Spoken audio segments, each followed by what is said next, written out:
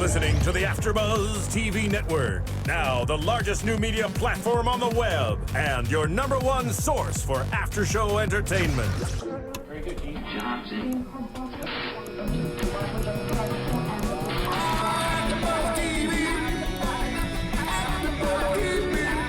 From the AfterBuzz Studios in Los Angeles, California, presented by Maria Menounos and streaming live thanks to Akamai Technologies. This is AfterBuzz TV's Sherlock After Show. We'll break down tonight's episode and get you all the latest news and gossip. And now, another post-game wrap-up show for your favorite TV show. It's AfterBuzz TV's Sherlock After Show. Hey there, Sherlock fans. You know what time it is, or do you? You may be personally surprised. You thought that the season was over. Well, guess what?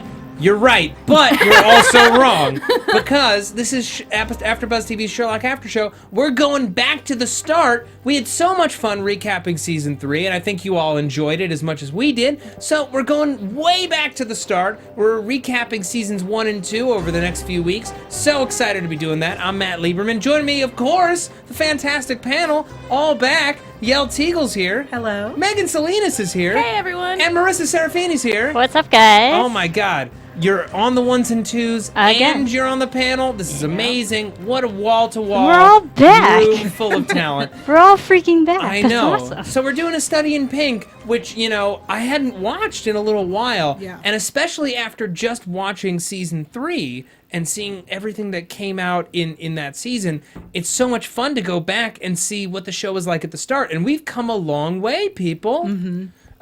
You know, it was amazing. Even just seeing John walking on that cane was like, I can't believe we've come that far. They've changed each other so much. How'd you feel watching the episode? There were so many little things that they said that I was like, oh, this is hilarious, because in Season 3 they get to that. There was a joke about Christmas at their house, and I was like, oh, we get to see that. Mm-hmm. It was really fun to see it.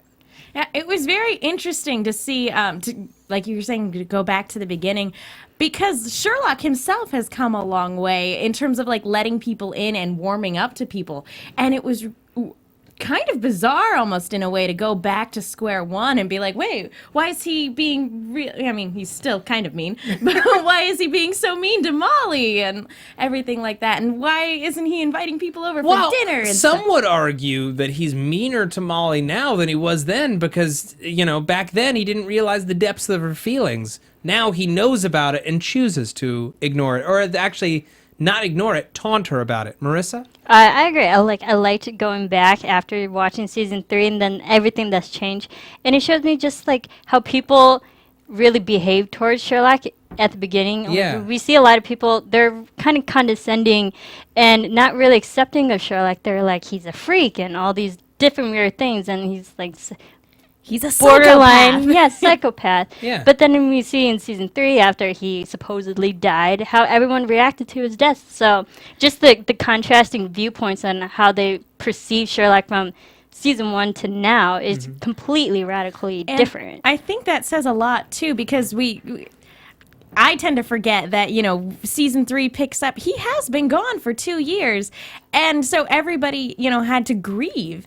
And then, and so it's very interesting coming back to the point where people are annoyed to have him around, where they haven't, like, had to not have him around. Well, what it speaks to, really, is the relationship between him and John Watson and how that affects who he is. Because, you know, it's not just that he's solving all these cases, because he solved cases long before John ever came onto the picture. But John humanizing him and helping him, you know, get a firmer grasp on more of his humanity, get a firmer grasp on his sense of humor, get a firmer grasp on what it's like to relate to other people and not just see them as chess pieces. It really helped people understand who he was and really come to love him. You know, you look at how Detective Inspector Lestrade, but long before we call him Greg, is treating him here. He's listening more to Anderson and Donovan than he is to Sherlock or John Watson. You know, they definitely come a long way, and you kind of forget how far they've come because in Season 2, there's already such a drastic change in how they feel about him. Granted, it doesn't save him during the Reichenbach fall, but, you know, it's interesting. there are very few series that produce as few episodes as Sherlock does. It's 3 movies a year or every 2 years.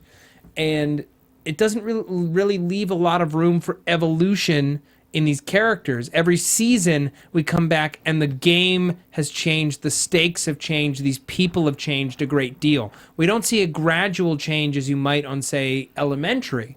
We are given rapid, drastic change because we have so little screen time to be able to soak this stuff in. Yeah, and it jumps ahead a little bit, too, because, like, just going back to season 3, between episode 2 and episode 3, Molly's engagement is off, and it's very interesting to, you know, kind of just jump ahead and kind of skip that and have stuff like that happen off screen. But you're absolutely right. There's so little time to get to everything that's how a lot of stuff does have to be explained. I loved seeing John flirt with Moriarty's attaché. Mycroft. Mycroft's attaché. Oh my God, what's happening to me? It's late here. It's late-ish. It's late enough that I can make mistakes. Don't hate me. Well, and they do a fake out. When I was first watching the show, I was like, Moriarty. okay, that's very interesting. They're showing Moriarty right out of the gate. I had no idea that they were showing that this was Mycroft, because I was thinking that she was Irene Adler, you know, acting as a liaison between the two of them. And I think that's exactly what everybody wanted, you know, what they all wanted everybody to think. So Yeah, I think that's what everyone, because Sherlock's been around for years and has already built a fan base before Sherlock. And I think that's what the fans expected, but I loved how they cleverly set that up for us in a completely different way. So it's something to look forward to. Yeah, absolutely. Can we talk about the way that Mycroft was standing when Oh John yeah. met him? How long do you think he was standing at that jaunty angle, leaning on his umbrella cane? I feel like he had been there for maybe 30 minutes, just like, when are they going to get here? Where are they? Why is she texting it? They're still in the car. Why haven't they arrived? Just, I'm going to stand in this perfect I pose. think about that with Bond villains, like, you know, with the swivel chair where they turn around as soon as the person enters. Yes. It's like, how long did you have to sit in the dark? But it's not just standing at the perfect pose. It's like every 3 minutes, someone has to come out and wet the ground again so that it's sopping wet when they get there. Yes. Slick and just bouncing all that light back up off the water on the floor. Yeah. I'm glad other people appreciated that stance. Oh, absolutely. Because it's just one of the things that I loved is towards the end when Mycroft and Sherlock are finally together and we realize who Mycroft is. And Sherlock's like, you've been gaining weight, and Mycroft's like, lost weight actually, and I immediately flashed to Mycroft on the treadmill like a damn plucked chicken. That's exactly what I'm talking about with the jokes that we had to wait 3 seasons and 15 years for it to pay off. It was that. Yeah. But I think that was just a clever little subtle way of showing the difference between Sherlock and Mycroft, that they are completely different people, even though they are related.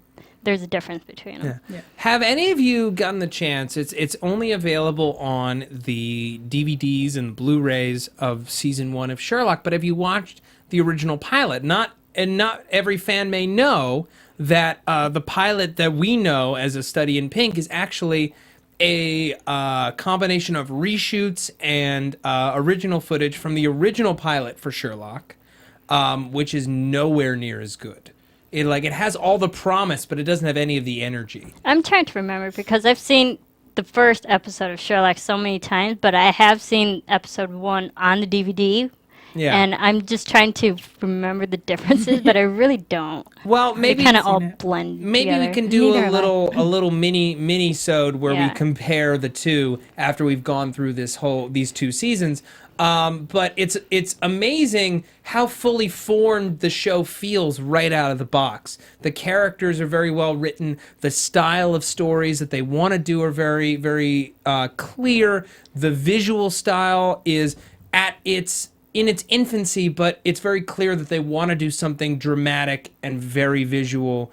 But here, what later in the series are like clever uses of video footage, or slow motion or transitions between scenes. Here, it's a lot of use of photographs for transitions, quick cuts of street signs in the taxi cab chase sequence. Establishing shots. Yeah, establishing shots.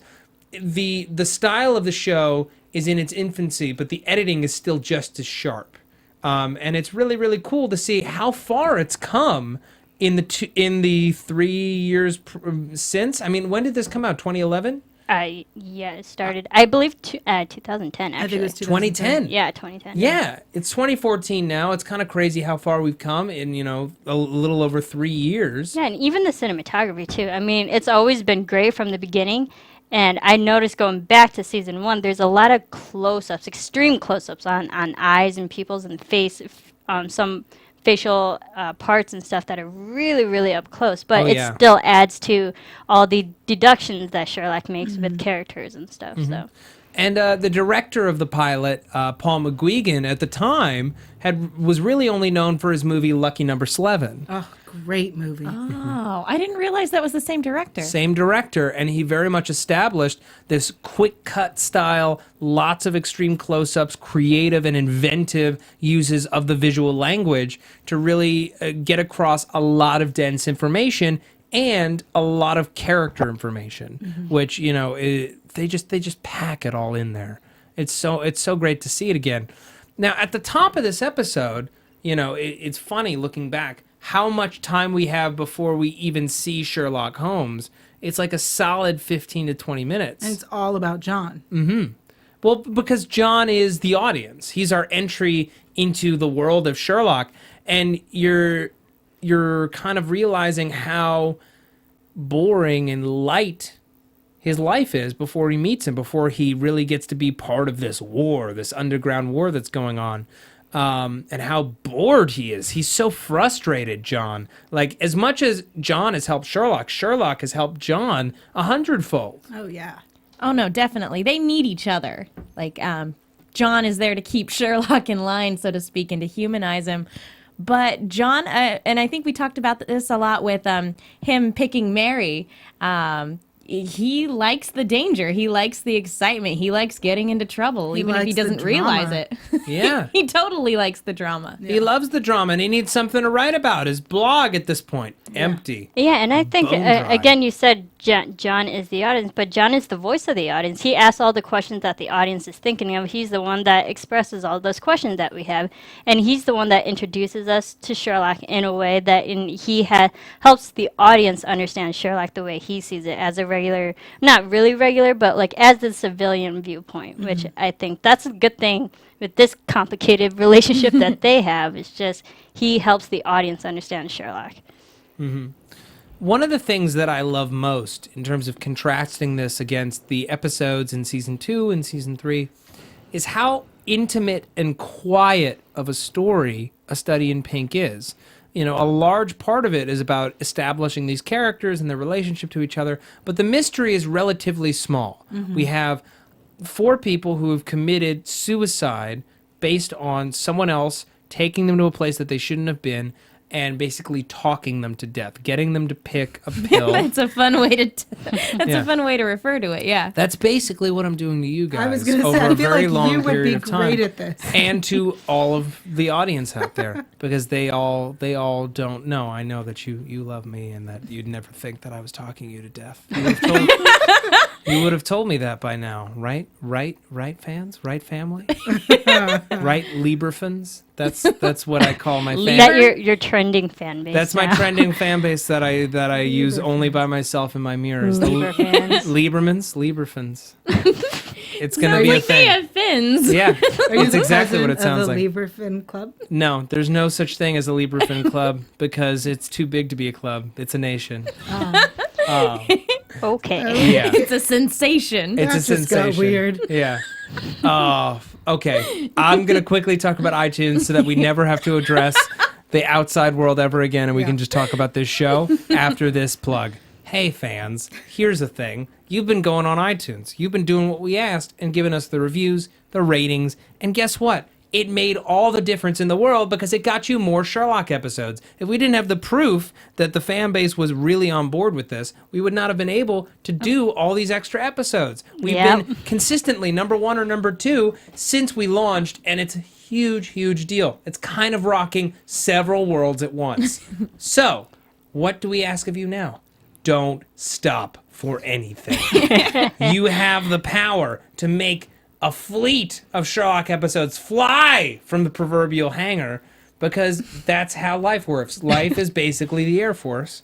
My metaphors have gone to crap in the last few hours. When you do as many shows as we do, you use up a lot of energy and a lot of love. And I'm trying to give every last bit that I have left to you, because you've made this show happen and continue to happen. And I'm also trying to pull up all of your wonderful iTunes reviews, because they make me so happy. It really means a lot, because here's the thing, folks. People don't really realize that you are the only reason that these shows exist. We make them for free because we want to entertain you. You get to watch them or stream them or listen to them on any of your devices. It's pretty incredible. We live in the future. And if you want to give Sherlock the level of respect that it deserves, the level of respect that we try to give it, slap us with a review. Give us a comment. It really does make a difference. It keeps the show searchable, and it keeps us in the top 10, in the top 2, thank you very much, for a solid month. And now, We'll do ratings from people. I actually have some. Oh, you have some? Yeah. Marissa I Serafini. have some. Thank you to, and I'll just go from the most recent to the past one that we just did. Thank you to Power_Man77. Just clever. Keep up the good work. 5 stars. Thanks. Thank you to Drew Star 921. They said this show was awesome. Thank you to G Tanza. Fantastic recaps. This is a great podcast. The hosts are funny and the recaps are in depth. And another one. Thank you to Shane JM. Wonderful. Just wonderful. Best AfterBuzz podcast out there. Love the quirkiness of the panel. Love your predictions. Wow. Thank you to Rogers Lax 24. Three-peat. I love your clever insight, and it helps me understand the parts of the show that confuse me. Humor mixed with personality makes a great after show. Yeah. You guys are awesome. I love all Thank these you. reviews. You like quirkiness? You think it's the best show out there? Rad. I also love Rogers Lax 74 is a lady. It's a lady. And you I'm wouldn't have sorry. known that necessarily from the name, but everyone rocks. You rock. Go you. Keep the reviews coming. Keep us fueled. Yeah, and just 3 more. Thank you to Greek Cheek 20, Yep. a.k.a. Joe Lewis, Alice 955. Beautiful. And You guys thank are you awesome. to everybody who comments on YouTube and everybody who tweets us. Yeah. You guys just make our day when you do. I tell you what, I love tweets. I like getting them. I like responding to them. I like getting weird photographs. I like getting chips. What? I also like weird photographs. I just want to say. And you know what? Just being a little bit of a producer here, I will give you a little insight about our Sherlock after show. Ooh. I know for a fact our Sherlock after show just in one day gets over 100,000 downloads. Wow. 130,000. 130,000. 130,000 downloads just in one day. Oh my Thank you. god. So Isn't that amazing? Sherlock Wow. fans, you guys are awesome. You Thank are so the much. best. Just a little tidbit from my side. Oh. Yeah. We have locked you deep in our hearts, and I hope that you've done the same. It's a beautiful thing. Yeah. All right, folks. Let's talk about the taxi driver and his little game that he plays. I've always loved this character. He's so kind of creepy and chilling, and he's a very quiet kind of super genius. He doesn't need to shout it from a rooftop like Moriarty. He doesn't need everyone in the room to know like Sherlock. He's someone who's very, very smart, never really used it to forward his life at all, and now facing the very end is willing to play the most dangerous game. I always thought he was a. Oh wait, am I waiting? Nope, you're not. Okay. You were like you had leaning something to in say. really close to the mic. and It so- was what they call a misdirect. Meow. Continue. I always when I first watched this episode, I always thought he was kind of a weird mix between Jigsaw and Vicini from The Princess Bride. That's so funny. Because when yeah. he pulls out the 2 things of poison, I was like, they're both poison! He spent the last 5 years developing an immunity to iocane powder. That thought definitely crossed my mind. Yeah, have they made iocane into nice digestible capsules? I imagined in whatever year this took place Sure, in 2010. Sure, why not? Yeah, we've come a long way. We can synthesize iocane powder and put it into nice little capsules. But and I was talking to Yella about this, but it actually did feel a lot like Saw 2 if you've ever watched Saw 2, because a good portion of Saw 2 is just Jigsaw sitting down and having a discussion with a detective. So it like that scene in particular at the end between the cabbie and Sherlock felt a lot like that to me. Yeah. Well, it's a bit of a tense moment because this cab driver is using Sherlock's ego against him. Sherlock is able to walk away. He realizes that the gun isn't real. It's just a very elaborate cigarette lighter, to which I state, I can't decide if I want that or not. I don't smoke cigarettes anymore. What are you going to use the lighter for? I don't know, for lighting candles. Then you need it. A candle lighting gun. Who wouldn't want that? It's everything that I love about my candle lighter, except it's also a gun. My bad. Yeah. Perfect prop to scare away people, though. Oh, totally. It did its purpose. Yeah. Oh, absolutely. If you don't look too closely at it, it looks very, very real. Yeah, but Sherlock should not be fooled. And he wasn't. He wasn't. And he was ready to walk out the door when the guy's like, so just so I know, what bottle would you have picked? Just so I know if I would have beaten you. And at that, door shut. He's like, no one can beat me. I'm Sherlock Holmes. And I was legitimately, the first time I saw it and even now, terrified for him that he would pick and that he would die. It's the last pill in both bottles. They could both be poison.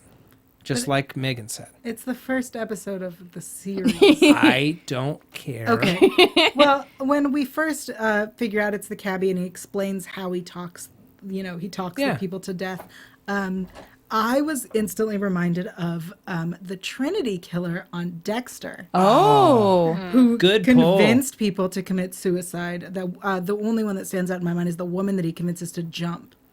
Who talks to you and makes you feel guilty and grief and tells you your life isn't worth living. And that's where I thought it was. That's why she scratches Rachel into the floor. Right, that's what I believed. Oh, that never clicked with me. The first time I saw the show, I was positive I was positive way early on that it was a taxi driver, which really disappointed me that it took Sherlock so long to figure out. The moment that they find that she doesn't have the suitcase and he says it must have been left in a car and they didn't realize that it was there. What kind of situation would you be in? I was like, a cab. You would be in a cab. You've never had someone leave something in your car? No. Wow. You lead a charmed life. I think you I'm don't actually travel really enough. disappointed because I left my scarf in my car. You've never left anything behind in your car? I don't forget anything. I am like an elephant.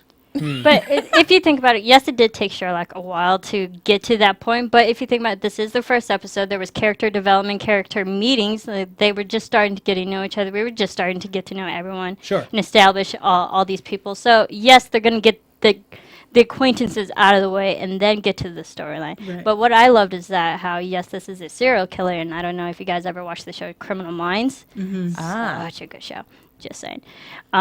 They talked about his stressor, and in Criminal Minds, it's usually like serial killers have the tendencies of all these things, but it's usually one big outside external source that sets them off on their serial paths. Mm-hmm. And in this instance for Sherlock, the cab driver, he found out he had cancer. That was his stressor, and that started him on the serial killing. Mm-hmm. Actually, I loved how they got to that part. It was an aneurysm, actually. An Jigsaw was cancer. But Spoilers. But he realized that he had cancer. He was dying, and so just that, knowing that you're dying, that is a big enough stressor for him to go on this serial killing Absolutely. path. Right. And very interesting motivation, too, because for every person that he kills, he gets more money to leave behind for his kids. Yeah. And so his whole motivation for doing this not only was, he had nothing to lose, but he wanted to provide for the family that he still loves. Let me ask everyone in the room right now.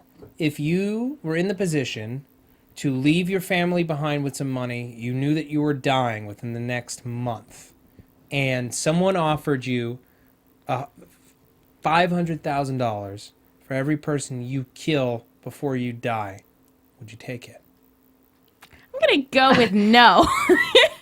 I want to know what Yale has to say. I want to hear Marissa first. I'm gonna go with no because I have a lot of different things. One, I'm the youngest person in my family, so usually it's the other way around. They would leave money for me. Second of all, Fair point.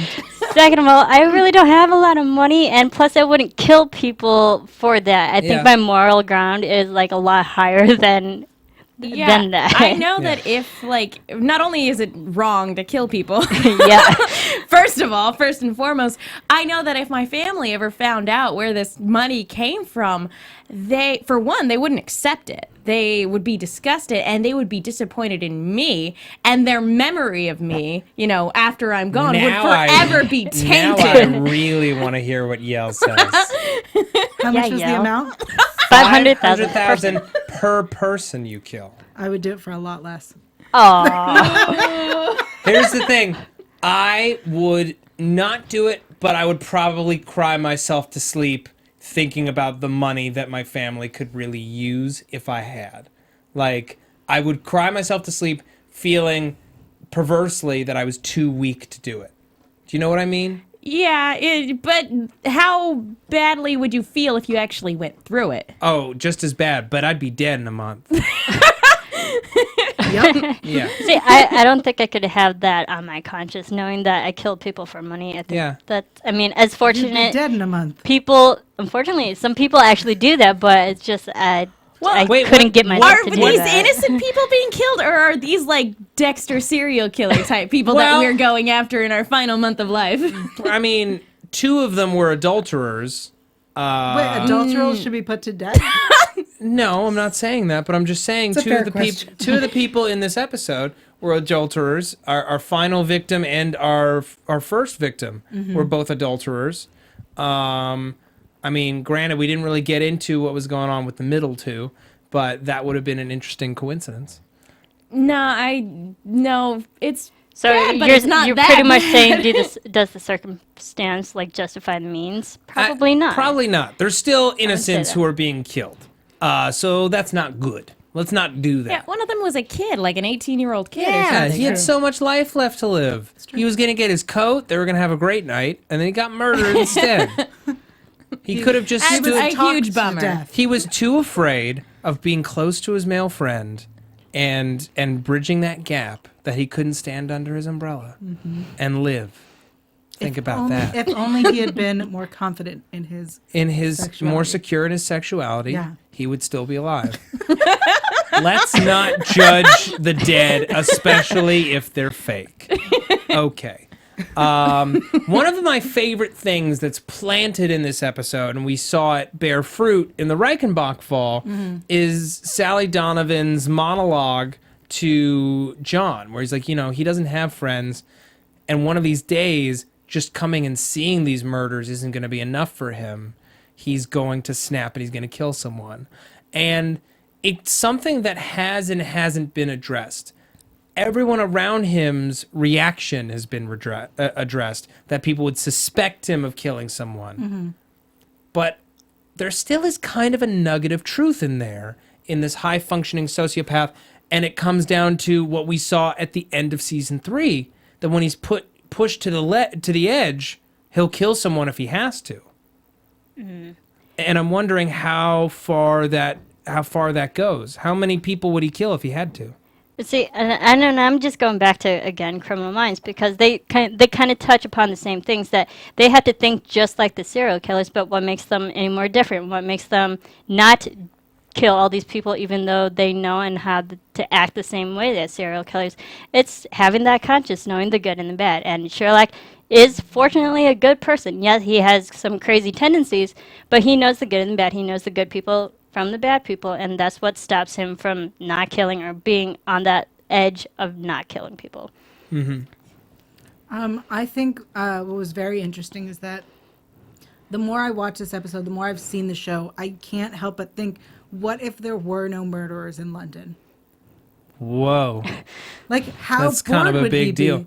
He would be bored, I can't imagine a world without murder. It's kind of amazing. But what's like, isn't that kind of perverse that I can't imagine a world without murder? Because if there was Well, a no. world without murder, then it'd be utopia, and that's as we I know. wouldn't say that a world without murder automatically will cause utopia. Well, I'm not saying utopia, but it'd be a more ideal world. But that's just not But I'm the saying world we that live for in. Sherlock, he would be I bored. wonder Yeah. if Yeah, in He should better pick another profession. circumstances, in better circumstances, like if there was less crime in London, if there weren't so many mysteries to be solved, if there wasn't so much work to be done, if he would have taken the Moriarty route and become a consulting criminal instead of a consulting detective. Right? Fair question. It is a fair question. Look, Sherlock is someone of a massive intelligence who's also got a serious inferiority complex at the hands of his brother. He grew up thinking that he was stupid. And I think it's one of the reasons, it's the thing that's going to get him killed, honestly, is the fact that he has this inferiority complex, and one of these days, someone like this taxi driver is going to push that button enough that he does something stupid, that he makes a mistake. Yeah, he feels such a need to prove he's clever. Yes. He has to shout it from the rooftops, "I'm clever, everyone." He has to Which do is all just these such a Moffat-y trait. Yes. Yeah. that you're absolutely right. It's going to be the thing that gets him into trouble. Yeah. Yeah. So, in a world where there's no murder, he would have to do it through crime. He would have to do it in some way that everyone would notice, in the same way that Moriarty does it. So Donovan is kind of right. Yeah, kind of. And it's scary how right she is.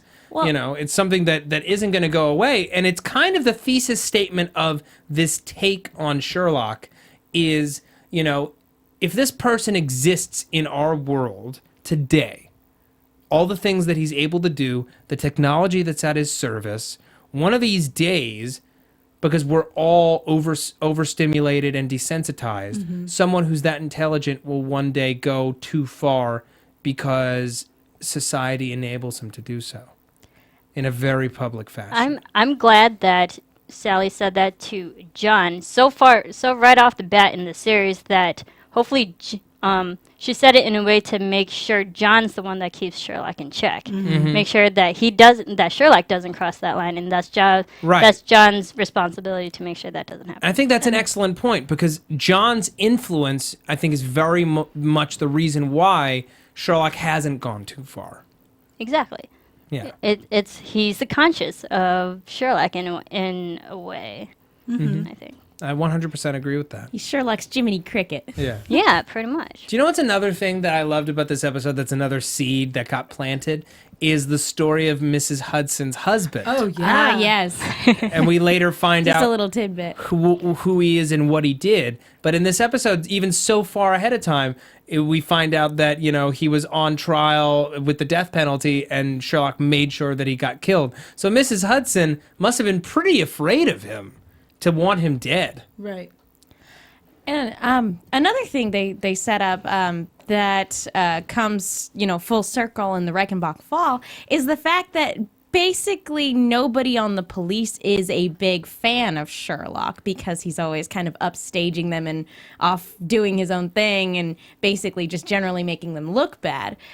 And I think it's very interesting that, our two cops that are Lestrade's right-hand man and woman are the two that will end up coming to him and making him doubt Sherlock in the Reichenbach Fall, just like Moriarty planned. Yeah, and if you think about it, yes, the police don't like Sherlock right off the bat, but Sherlock, he does it in a way that he's also insulting them. And he says all these lines. What's it like to be in your mind? It must be so boring. He says all these lines that purposely spites them. And especially when he was calling out Anderson and sleeping with the girls. Yeah, with sleeping Donovan. Sally. That was purely out of spite. Oh, yeah, when he talked about the state of her knees, watching Yeah. that again, I'm like, oh! Yeah. I So completely he's- forgot that happened. Sherlock is really smart, and there are other things other than just always upstaging the police force, is that he purposely insults them as well while he's working. He was being kind of a dick. Exactly. Kind of.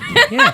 Well, He's such a dick. That's over the line. It's crossing the line. You don't talk about the state of a woman's knees. It's not his place. Well, again, he has to be Mr. Superior over true. everybody. And again, due to his inferiority complex. He has to lord it over everybody. And it's easy to see why that would make him a lot of enemies and why that would come back to bite him later on. Yeah. It helps him with his ego. It does. I love the moment where they go into Baker Street for the first time, and John's like, "This place has a lot of promise. If we just clear out the rubbish," just as Sherlock's like, "I agree. That's why I moved all my stuff in." Oh. And I like seeing it how it was before John even moves in, and then how it evolves over the course of these 3 seasons, where we have John living there, we have John moved out, we have John kind of settling back in this 3rd season. His chair is different. Sherlock was making messes in his kitchen lab even as early as then. How could John possibly survive in that environment? I have thought a lot about this. Okay. And the first place we see John living, he has nothing. Yeah. He's Spartan. He's a warrior. He has He's a hermit, more his so. gun, his cane, and his computer. So when he moves in, he brings a gun, a cane, and a computer. That's all he needs. So Sherlock's crapping. And even by the end, he doesn't need the cane anymore. Yeah, and the gun, he uses it, and I think he's done with it. Yeah. So all he needs is the computer. When he moves in with Sherlock, he doesn't bring anything. I think that's why he can live with all this crap, because he doesn't have any. I think if he had his whole life What about the with him, kitchen? Human eyes in the microwave?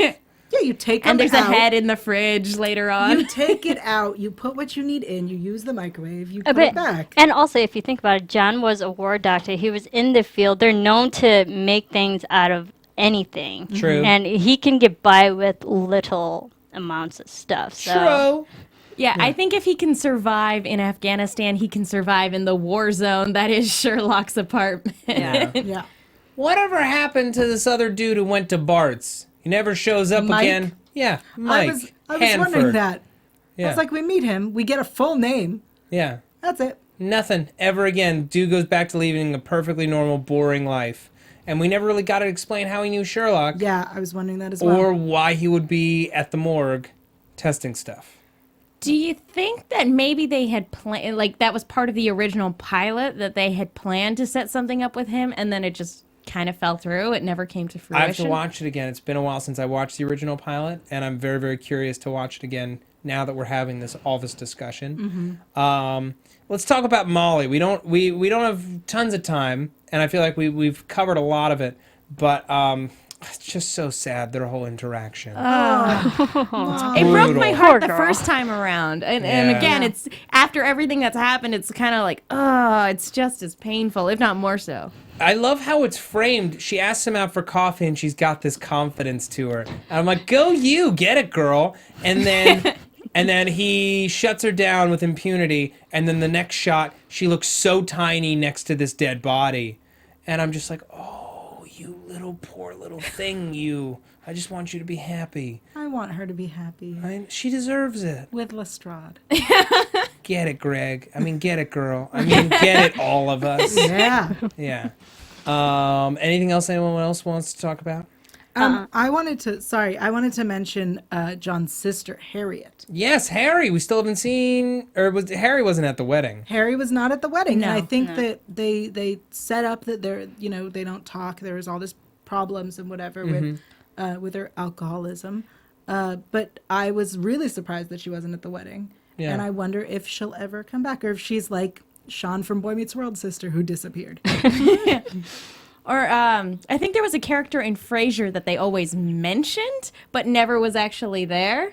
I think. I don't know. I might be remembering that wrong. Right. Maybe she's like that. It's a classic television trope, Marissa. Or maybe they'll, in season 4, they might reveal I hope Harry. so. That would be great. I mean, because if you think about it, season 3, we kind of got a flashback of their family, Sherlock's family. So hopefully, because the fan base has, grown so much that we can handle more characters, if they brought in a Harry character, Yeah. that'd be interesting. well, Harry and may she's not going to like- have a nephew or a niece Exactly. pretty soon. She too. may not like ceremonies, but she's got to meet her own blood. Yeah. Yeah. Yeah. I hope we get to meet her. I hope we get to meet her too, and she gets wrapped up in a mystery.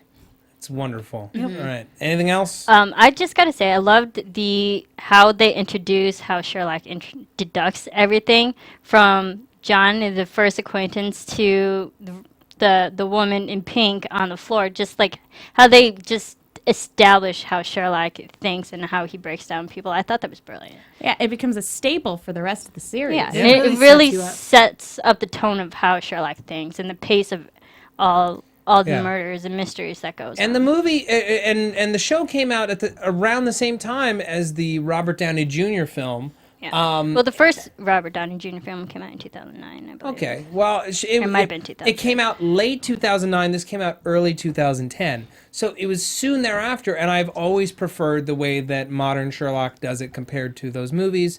I like the way that it's represented. I like that it's visual, and it's just a heck of a lot of fun. I agree. I love how it's evolved. All right, I think that's going to be enough for us tonight. We've got another show tomorrow talking about the blind banker, the oft-maligned, perhaps misunderstood second episode of Sherlock. Yeah. And we're gonna break it down for you right here on AfterBuzz TV. Yell Teagle, where can the people find you? The people can find me online at yell.tv. That's YAEL.tv. And on Twitter and Instagram at YellTeagle, YAELTYGIEL. And right here on AfterBuzz with Lost Girl and Grimm and House of Lies and Arrow and the Tomorrow People pretty much every night of the week. Wow. Now, Megan Salinas, I have a very personal question for you. Where can the people find you? You can find me on Twitter at The Menguin. That's TheMenguin. You can also find me here at AfterBuzz on Almost Human and Agents of S.H.I.E.L.D. All right. Now, Marissa Serafini, you've Yes. been with this network since practically the beginning. For a while. For a very long time. I don't Yep. think that anyone's asked you this really and truly, honestly, right here on the air. Where can the people find you? You can follow me on Twitter and on Instagram at Serafini TV. You can follow me on Anatomy of a Movie podcast. We do AfterBuzz TV, but for movies, it's fun. You should definitely check that out. And yeah, I'm on random different shows here. A lot of them are on hiatus right now because of the Olympics and whatnot, but I'm here every single day. So I'm Wonderful. I'm not that hard to find. So honestly. visit her on the chat roll, why don't you? Yeah. Or send her a nice tweet. Folks, you can find me, if you should so choose, on the Twitter at Matt Lieberman. That's MattLieberman. You can find me here at AfterBuzz TV. Whole bunch of shows. Helix and Lost Girl on Sci-Fi. Lost Girl with Yale Teagle. Megan Salinas, I'm on Agents S.H.I.E.L.D. and Almost Human with you. I got Cougar Town. I got Justified. I got Banshee on Cinemax. Great show. You should be watching all these shows. And if you want to watch live comedy, you live in the LA area, here's what you do. You go to the I.O. West Comedy Theater on Hollywood Boulevard, 6366 Hollywood Boulevard, and I perform there the first Sunday of every month at 9 p.m. as a member of DJ Fawcett. Next show is going to be on March 9th at 9 p.m., but we're also doing a very special late-night sketch cage match show next Monday night at 11 p.m. We need audience support, audience participation to help us beat this other team because we're pretty amazing. A cage match? Oh, yeah. It's a cage match. It's a Okay. battle, a Good. comedy battle to the death. Sounds like a war. Yeah, it's a comedy war. Sounds intense. Anyway, we'll be back tomorrow. Blind Banker. Stay tuned. Love you all. Peace. From executive producers Maria Menounos, Kevin Undergaro, Phil Svitek, and the entire AfterBuzz TV staff, we would like to thank you for listening to the AfterBuzz TV network. To watch or listen to other after shows and post comments or questions, be sure to visit AfterBuzzTV.com. I'm Sir Richard Wentworth, and this has been a presentation of AfterBuzz TV. Buzz you later. The views expressed herein are those of the hosts only and do not necessarily reflect the views of AfterBuzz TV or its owners or principals. Thank you for watching AfterBuzz TV on YouTube. For more of your favorite after shows and interviews, subscribe to our channel here, and be sure to share your opinion on the episode in the comment section below here. We'd love to see what you guys are buzzing about. Thanks again. Buzz you later.